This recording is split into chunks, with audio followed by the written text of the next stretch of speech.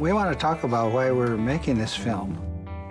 For me, it's important that we tell our stories. My brother and I have talked about this project for many years and waiting for the time to be right, and it seemed like now was the time. Things were just kind of falling into place that, you know, we could go forth with this. When Jacob Eastman brought Charles back to the United States, this was his first encounter with an American settlement, a town built and run by a breakaway group of fiercely independent Dakota people. This land originally was homestead land. It was not a reservation. Each one got a tract of land of their own, and they built their homes and they farmed the land. They were no longer controlled by the federal government. You know? 26 families, survivors of the forced exile from Minnesota, broke from the reservation and struck out on their own, choosing to work homesteads rather than live under the thumb of an Indian agent. They wanted freedom to determine their own lives.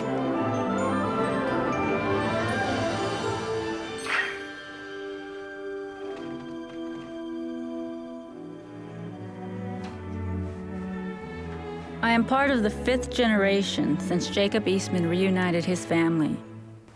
The oldest son, John, was my great-great-grandfather, mentor to his little brother Charles. They also had a sister named Mary, who in 1911 made these tiny moccasins for my kunshi, my grandmother Lillian. How old were you when you wore these? Yeah. How old were you when you wore these? Well, I'm just baby. Still a little baby? That's Charles. Charles, I mean. Charles, yeah. Oh, that's Charles. Mary Faribault Yeah. and Charles. That would be his sister. She never spoke English. She didn't speak English?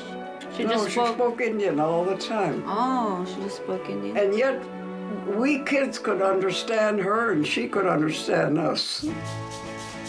Oh,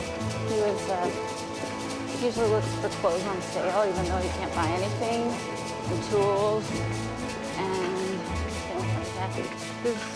The signal that I don't know anything about. Here we are. Oh, hi! Good to see you. Where'd you guys come from? Hey, just came from school. Yep.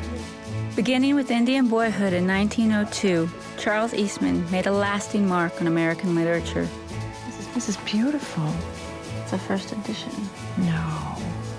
That's his signature? You know, he saw himself, even though he had no citizenship, no American citizenship, he saw himself and said, I am an American. But he said, I am an Indian.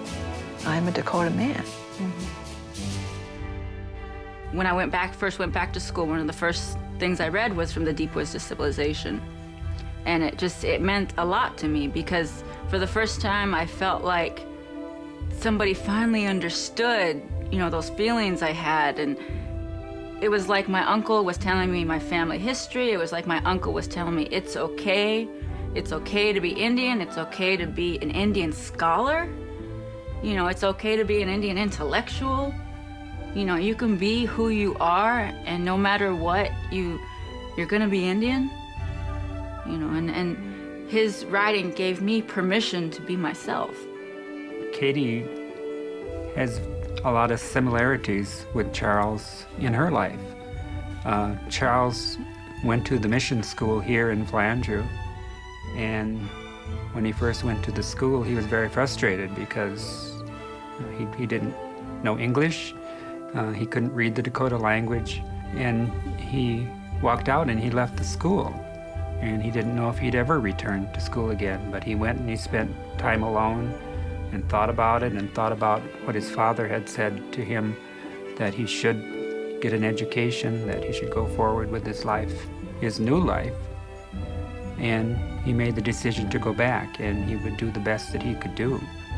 And Katie, at a point in her life, a low point in her life, left school and went and did other things, and now she's going for a doctorate degree, much like Charles Eastman became a doctor. Jacob and his other sons had radically changed their lives. To Charles, all seemed strange and different. Jacob insisted that Charles learn English. And here at the mission school is where his transformation began.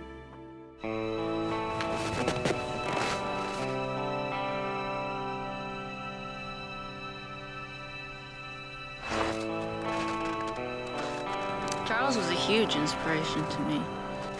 The way he learned English was by going to school and sitting there and having them talk at him. You know, he only spoke Indian.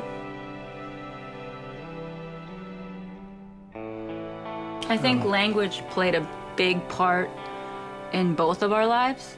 For Charles, it was being a Dakota fluent speaker and learning English.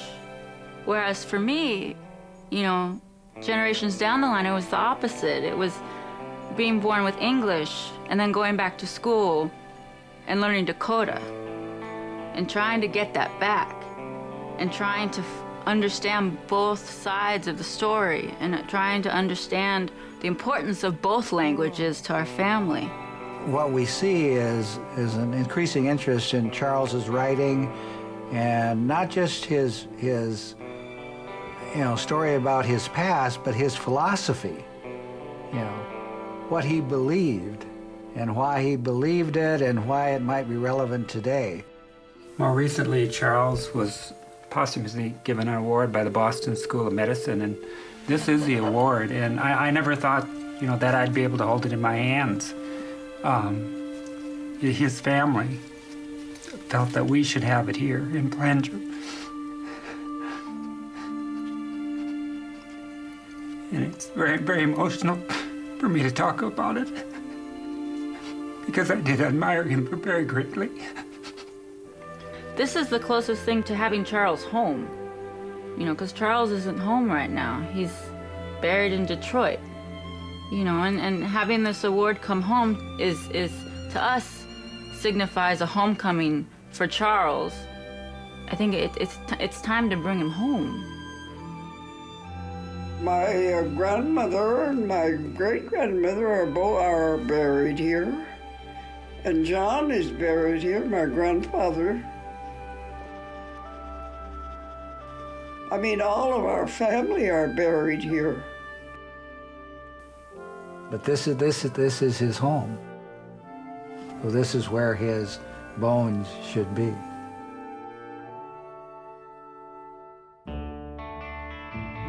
As an Eastman descendant, I will walk in the footsteps of Ohiyesa, from the site of the Wounded Knee Massacre to the Ivy Halls of Dartmouth University, talking with historians, writers, elders, and relatives, retracing Charles' life journey, even as I try to make sense of my own.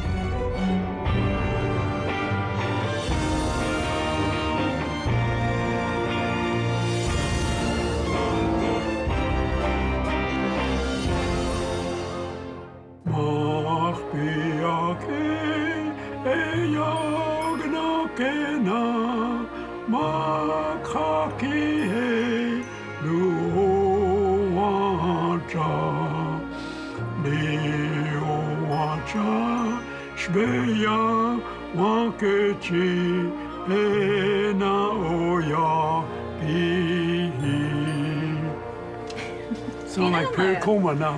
Yeah.